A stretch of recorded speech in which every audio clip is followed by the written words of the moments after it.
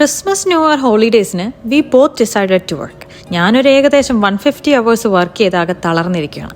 അതിനിടയിൽ എപ്പോഴോ ഓർഡർ ചെയ്ത സോണിയുടെ സ്പീക്കറും വന്നു. ഹാപ്പി.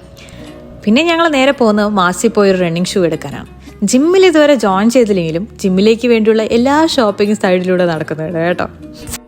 എനിക്ക് പ്രത്യേകിച്ചൊന്നും വാങ്ങാനല്ല കൂടെ പോകുന്നെങ്കിലും അവിടെ നിന്ന് ഇറങ്ങുമ്പോൾ എൻ്റെ കയ്യിൽ എന്തെങ്കിലും ഒരു സാധനം കാണാം. വെറും സ്വാഭാവികം. ഇവിടെ പിന്നെ കഴിഞ്ഞ കുറേ ദിവസങ്ങളായിട്ട് ഭയങ്കര മഴയാണ്. 100-200 സെൻറ്റിമീറ്റർ പെയ്ത് മഞ്ഞൊക്കെ ഈ മഴയത്ത് അങ്ങ് ഇല്ലാണ്ടായിപ്പോയി. നമുക്ക് കിട്ടിയ ഗിഫ്റ്റ് കാർഡും കൊണ്ടുപോയി വിങ് ഹൗസിൽ കയറി നമ്മൾ ട്രൈ ചെയ്യാത്ത 2 ഫ്ലേവേഴ്സ് കൂടെ അവിടെ നിന്ന് ട്രൈ ചെയ്തു. പതിവ് പോലെ വീക്കെൻഡ് ഗ്രോസറി റൺ.